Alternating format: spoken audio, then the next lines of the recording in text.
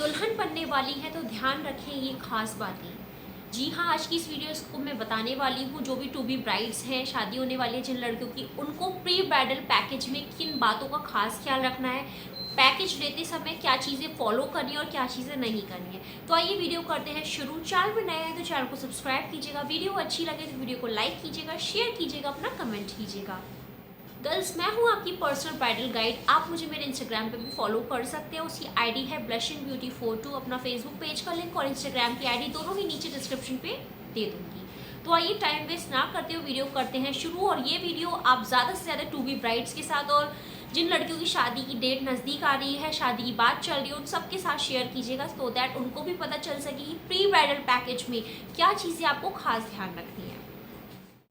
तो अगर बात करें प्री ब्राइडल पैकेज की, तो ये जो प्री ब्राइडल पैकेज होता है ये बेसिकली ब्राइड्स के लिए डिज़ाइन होता है, जिसमें तरह तरह के ट्रीटमेंट होते हैं। अब ये जो प्री ब्राइडल पैकेज होता है ये 2 दिन से लेके 3-4 महीने तक के लिए अवेलेबल है। मतलब अगर आप पार्लर्स में जाएंगे, सलून्स में जाएंगे, बात करेंगे तो वहाँ पे आपको 2 दिन से लेके 4 महीने तक के पूरे पैकेजेस बना के दिए जाते हैं। अब वो आपका बजट है कि आप कितने बजट और कितना टाइम आप दे सकते हैं। जितना टाइम आप दे सकते हैं उतना आप दीजिए, जितना आपका बजट कह रहा है उतना आप बजट के अकॉर्डिंग प्री ब्राइडल पैकेज अपना डिज़ाइन करवाएंगे। तो प्री ब्राइडल जो पैकेज होता है उसमें मिनिमम आपको 2 फेशियल्स लेने होते हैं, मैनीक्योर पैडिक्योर, 2 हेयर स्पा लेने होते हैं, फुल बॉडी वैक्सिंग करवानी होती है और जो भी चीज़ें आप एक्स्ट्रा लेना चाहें। लेकिन ये चीज़ें होती ही हैं जो हर ब्राइड लेती है। तो अब आपको ये डिसाइड करना है कि आपकी स्किन के अकॉर्डिंग कौन से प्रोडक्ट आपके ऊपर सूट करेंगे। जो प्री ब्राइडल पैकेजेस होते हैं ये आपकी स्किन पे डिपेंड करते हैं। बेसिकली आपकी स्किन को कितना टाइम चाहिए, मतलब कितने फेशियल चाहिए, कितनी ब्लीच आपको करनी चाहिए अपनी स्किन पे, कितना हेयर स्पा लेना है आपको, ये आपकी स्किन और हेयर के टाइप पे डिपेंड करता है। और सबसे इम्पॉर्टेंट चीज़, आप रैंडमली ऐसा बिल्कुल मत कीजिए कि पार्लर चले गए और वहाँ जाके जो भी पार्लर वालों ने आपको गाइड किया वो आपने फेशियल ले लिया, वो प्रोडक्ट आपने अपने फेस पे या बॉडी पे अप्लाई किए। सबसे बड़ी गलती यही होती है। आपको खास ये ध्यान रखना है जो प्रोडक्ट आपकी स्किन के अकॉर्डिंग डिज़ाइन है वो प्रोडक्ट लीजिए। यानी अगर आपकी ऑयली स्किन है, ड्राई स्किन है, सेंसिटिव स्किन है, कॉम्बिनेशन स्किन है, नॉर्मल स्किन है, जैसी भी आपकी स्किन टाइप है उसके अकॉर्डिंग ही आपको आपके प्रोडक्ट्स आपके फेस पे और हेयर्स पे अप्लाई करने हैं। इस बात का खास ख्याल रखिएगा और जो भी आपका बजट कह रहा है उसके अकॉर्डिंग आप प्री ब्राइडल पैकेज लीजिए।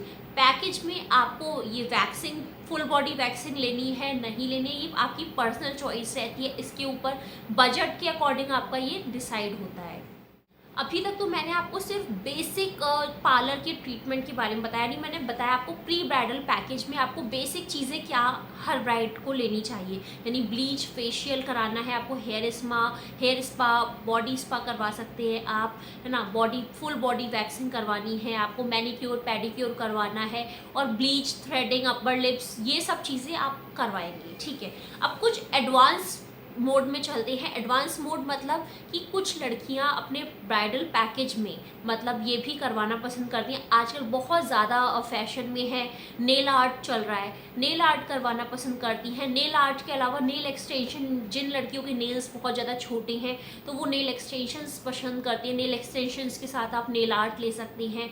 साथ ही साथ हेयर स्मूदनिंग, हेयर का ट्रीटमेंट कोई भी ले सकते हैं, जैसे कि ग्लोबल कलर आपने करवा लिया या हेयर में कोई केराटिन ट्रीटमेंट ले लिया, ये आपने करवा सकते हैं। साथ में साथ इसके अलावा क्या हो गया है आजकल ना, मार्केट में लिप ट्रीटमेंट आ गया है कि आपके लिप को ब्लश कर दिया जाएगा, मतलब प्लम्प कर दिया जाएगा, आपके लिप और ज़्यादा पिंकिश लगेंगे, रेडिश लगेंगे। ये ट्रीटमेंट आ गया, लिप ट्रीटमेंट आ गया है। आपका स्किन ब्राइटनिंग ट्रीटमेंट आ गया कि आपका अगर स्किन डल है, फीकी फीकी लग रही है तो आप अच्छा खासा पैसा इन्वेस्ट करके आप अपनी स्किन को ब्राइट कर सकते हैं, जो कि बहुत ज़्यादा ग्लोई लगती है।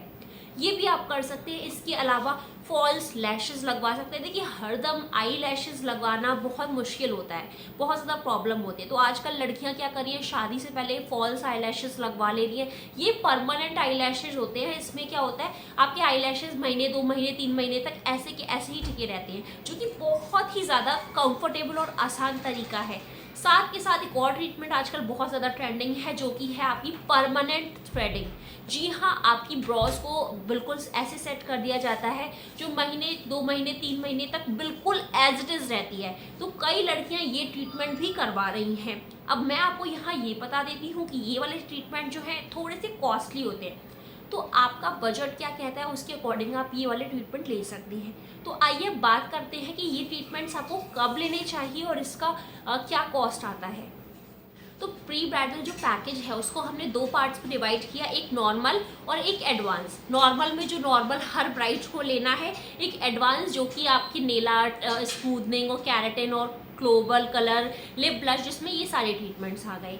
अब मैं आपको सबसे पहले ये बताती हूँ कि जो आपको सारे ट्रीटमेंट्स लेने हैं वो आपको कब लेने हैं। हर ट्रीटमेंट का एक अलग टाइम है। अब आपने गलत टाइम पे कोई ट्रीटमेंट ले लिया तो उसका सही रिजल्ट आपको नहीं मिलेगा। तो आपको करना क्या है, अगर आपके पास टाइम कम है, मान लीजिए 1 ही महीना बचा, कोशिश कीजिए कि शादी से 2 महीने पहले आप प्री ब्राइडल पैकेज बुक कर लीजिए। एटलीस्ट 2 महीने पहले अगर आप बुक करेंगे तो आपको 4 फेशियल मिलेंगे, जिसमें आपको बहुत ही ज़्यादा अच्छा रिजल्ट मिलेगा। फेशियल से ही एक अच्छा रिजल्ट आता है, फेस पे ग्लो आता है, बहुत ही ज़्यादा सॉफ्टनेस आती है, एक काम फेस लगता है, बहुत ही ज़्यादा सूदिंग फेस लगता है, सारी डर्ट निकल जाती है। तो ये चीज़ आप 2 महीने पहले कीजिए। लेकिन अगर आप बहुत ज़्यादा, कई लड़कियों के मैसेज आते हैं कि अब 10 ही दिन बचे हैं शादी में, 2 ही दिन बचे हैं, 10 ही दिन बचे हैं, 15 दिन बचे हैं, महीना भर बचा है, तो जो भी टाइम आपका बचा है उसमें आप करवा लीजिए। अब मान लीजिए अगर आपको 10 दिन या 15 दिन बचे हैं आपकी वेडिंग में यानी शादी में,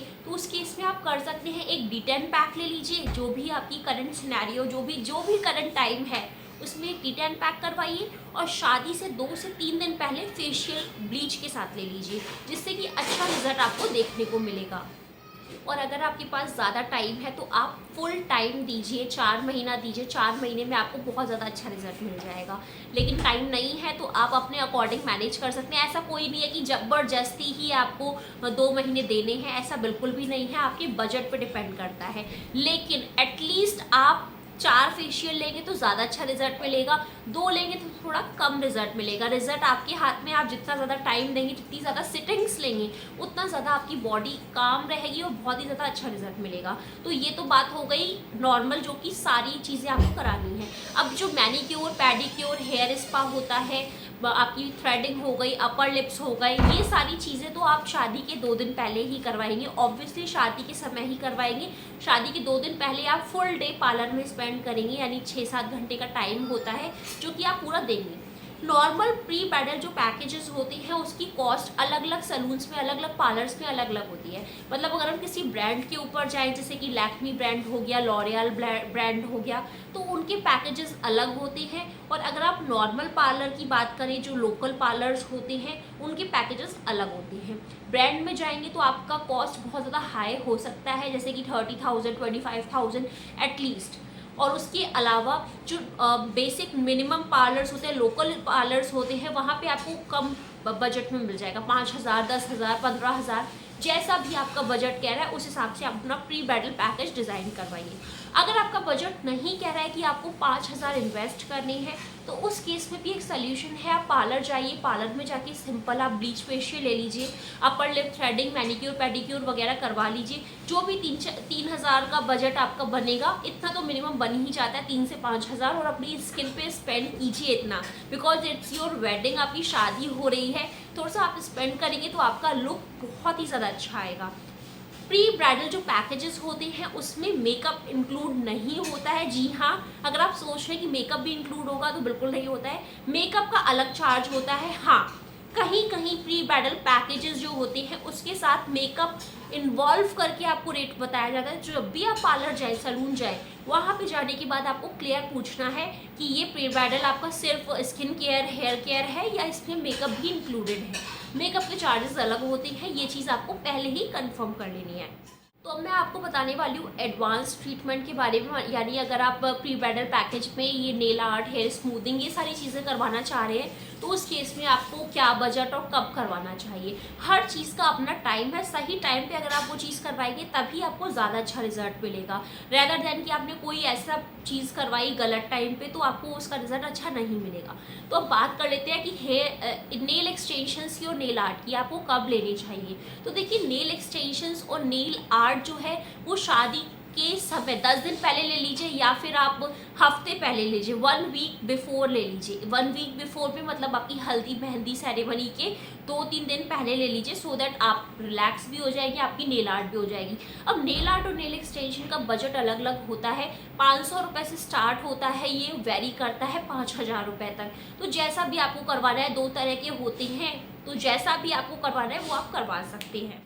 अब बात करते हैं हेयर स्मूथनिंग, कैरेटिन और रिबॉन्डिंग की। तो हेयर स्मूथनिंग और जो रिबॉन्डिंग ट्रीटमेंट होता है, ये हेयर स्मूथनिंग मतलब स्ट्रेट करने के लिए होता है, परमानेंट हेयर स्ट्रेटनिंग। अगर आपके बाल कर्ली हैं या आपको एकदम स्ट्रेट बाल चाहिए तो आप स्मूथनिंग या रिबॉन्डिंग करवाएंगे। तो उसके लिए मैं आपको पहले ही बता देना चाहती हूँ, शादी से एटलीस्ट 1 महीने पहले करवाइएगा। अगर आपकी शादी में 10 दिन ही बचे हैं, 15 दिन ही बचे हैं, तो हेयर स्मूथनिंग और रिबॉन्डिंग, यानी कि कहने का मतलब ये है, हेयर के स्ट्रेटनिंग मेथड बिल्कुल मत कराइएगा। अगर आपने ऐसे टाइम पे करवाई तो उसका आप देखिए, ये जो ट्रीटमेंट होते हैं हेयर स्मूथनिंग और कैरेटिन, ये सस्ते नहीं होते हैं। आप आराम से 7-8 हज़ार रुपये इसमें इन्वेस्ट करेंगे और आपको रिजल्ट भी नहीं मिलेगा। इसलिए आप अच्छे टाइम लेके करवाइए, शादी को 1 महीने 2 महीने पहले करवा लीजिए, आपको शादी के बाद अच्छा रिजल्ट मिलेगा। क्योंकि बालों की आपको बहुत ज़्यादा केयर करनी होती है। आई होप कि आप ये बात समझ गए होंगे। कोई भी डाउट हो, कोई भी क्वेरी हो तो नीचे कमेंट करके पूछ लीजिएगा, इस वीडियो का पार्ट 2 ज़रूर बनाऊंगी। तो अब बात करते हैं कैरेटिन ट्रीटमेंट और ग्लोबल कलर कब कराना है। अगर किसी को कलर कराने का मन है, कैरेटिन ट्रीटमेंट लेने का मन है, तो देखिए, कैरेटिन ट्रीटमेंट कोई भी ऐसा खास ट्रीटमेंट नहीं है जिसमें आपको कुछ ऐसा स्पेंड करने की ज़रूरत है। बेसिकली कैरेटिन एक प्रोटीन ट्रीटमेंट होता है कि अगर आपके बाल, जैसे अभी इस समय मेरे बाल थोड़े ड्राई से लग रहे हैं, तो मैं सोच रही हूँ कि मैं कैरेटिन ट्रीटमेंट ले लूँ तो मेरे बालों में थोड़ी शाइन आ जाए, स्मूथ हो जाए थोड़े से। तो ये ट्रीटमेंट आप शादी के 15 दिन पहले ले सकते हैं, 1 महीने पहले भी ले सकते हैं। लेकिन अगर आप कैरेटिन ट्रीटमेंट कराने की सोच रहे हैं और शादी में 10 से 15 दिन है तो आप करा सकते हैं। इसमें ऐसा कुछ भी नहीं है कि आपको मतलब हेयर ख़राब हो जाएगा या डैमेज हो जाएगा, ऐसा कुछ भी नहीं है। बस उसके स्पेशलाइज शैम्पू, कंडीशनर, सीरम वगैरह आते हैं, वो आपको यूज़ करने होंगे। Same with a global colour, अगर आप कोई हाईलाइट्स कराना चाह रहे हैं, कलर कराना चाह रहे हैं, तो शादी के 10 दिन पहले, 15 दिन पहले ये चीज़ें आप करवा सकती हैं। खास ध्यान इतना रखना है कि आपको बस हेयर स्मूथनिंग या रिबॉन्डिंग नहीं करानी है। स्मूथनिंग और रिबॉन्डिंग कम से कम 1 महीने पहले करानी है, और कैरेटिन और ग्लोबल कलर आप कभी भी करवा सकती हैं। तो अब मैं बात करने वाली हूँ स्किन लाइटनिंग ट्रीटमेंट की, जिसमें आप स्किन लाइटनिंग होती है या परमानेंट आईब्रोज की या फॉल्स आईलैशेस की, इन सारी चीज़ों की अगर बात करते हैं सबसे पहले लिप ट्रीटमेंट की। लिप ट्रीटमेंट में बेसिकली क्या होता है कि आपकी लिप्स में इंजेक्ट किया जाता है कुछ उनका लिक्विड होता है, केमिकल होता है, उसके थ्रू वो लोग लिप्स को प्लम्प करते हैं और आपके लिप्स ज़्यादा सॉफ्ट पिंकिश लुक आता है। मतलब आपको हर समय लिपस्टिक लगाने की ज़रूरत नहीं पड़ेगी, नेचुरली आपके लिप्स पिंक हो जाएंगी। और ऐसा कोई भी हार्मफुल चीज़ नहीं है, ये बहुत ही ज़्यादा सेफ़ है, सब लोग करा रहे हैं, बहुत ज़्यादा अब इंडिया में भी ट्रेंड में आ गया है। तो अगर आपका बजट कह रहा है और आपको लग रहा है कि आपको कराना चाहिए, तो आप ट्राई कीजिए। शादी के समय आप ये चीज़ें ट्राई कर सकती हैं, ये सेफ़ है। लेकिन अब इसको आपको कराना कब चाहिए, तो शादी के एटलीस्ट 15 दिन पहले कराइए। देखिए, है तो ये एक ट्रीटमेंट ही ना, हो सकता है आप ये लिप ट्रीटमेंट ले तो आपके लिप्स में थोड़ी मतलब स्वेलिंग आ जाए या कुछ आपको ऐसा फील हो, दर्द हो, पेन हो, तो उस समय आप 15 दिन पहले करवाएंगे तो शादी तक आप वो चीज़ नॉर्मल हो जाएगी। तो टाइम लेके करवाइए, ऐसा मत कीजिए कि शादी के 2 दिन पहले आप ये ट्रीटमेंट लेने जा रहे हैं। Same with the other treatment, सारी चीज़ें सेम है। जैसे कि अगर आपको फॉल्स आईलैशेस लगवानी है या परमानेंट आपको ब्रॉज फिलिंग करवानी है या फिर आपको स्किन लाइटनिंग ट्रीटमेंट लेना है, इन ट्रीटमेंट्स में भी बेसिकली क्या होता है, आपकी स्किन लाइटनिंग में आपकी स्किन को ब्राइट किया जाता है, ज़्यादा ब्राइट लगती है, एक कह लीजिए वाइटनिंग लुक आता है, आपकी स्किन में थोड़ा सा वाइटनिंग इफेक्ट आ जाएगा। और ये टेम्परेरी होता है, ऐसा नहीं कि हमेशा के लिए रहेगा, 2 महीने, 2 महीने 3 महीने रहेगा आपकी स्किन के अकॉर्डिंग, आपकी मेलानिन के अकॉर्डिंग। उसके बाद वो ख़त्म होने लगेगा, फिर आपको री अप्लाई करना पड़ेगा, दोबारा से ये ट्रीटमेंट लेना पड़ेगा। तो ये सारे ट्रीटमेंट आप एटलीस्ट 15 डेज पहले ले लीजिए शादी के, सो दैट आपको कोई भी साइड इफ़ेक्ट हो रहा है तो उसके लिए आपको टाइम मिल जाए। बात करें अगर कॉस्ट की, तो ये सारे ट्रीटमेंट की अलग अलग कॉस्ट होती है अलग अलग सैलून्स में। सबसे बड़ी एक रिक्वेस्ट मेरी ये है कि अगर आप ये एडवांस ट्रीटमेंट्स ले रहे हैं तो ये कहीं भी लोकल जगह से मत लीजिएगा, किसी प्रोफेशनल हाई एजुकेटेड जहाँ भी प्रोफेशनल लोग हो वहाँ से ही करवाइएगा, क्योंकि ये सारी चीज़ें क्या होती है, ऐसा नहीं है कि कोई भी कर दे, कोई भी आपकी ये चीज़ें नहीं कर सकता है, कोई भी से नहीं करवाइए, क्योंकि ये सेफ़ नहीं होंगी। जो भी ज़्यादा प्रोफेशनल हो, जहाँ पे बहुत ज़्यादा लेवल पे ये चीज़ें होती हों, वहाँ करवाइए। अगर आप किसी छोटे शहर या गांव से बिलोंग करती हैं तो प्लीज़ आप अपने छोटे शहर में अगर ये चीज़ें नहीं अवेलेबल हैं, गाँव में अवेलेबल नहीं है, तो ये चीज़ें वहाँ से बिल्कुल मत करवाइए। आप बड़े शहर जाइए, बड़े शहर में जाके करवाइए, तभी आपको अच्छा रिजल्ट मिलेगा, तभी आपको सही रहेगा, कोई इसका साइड इफ़ेक्ट नहीं होगा।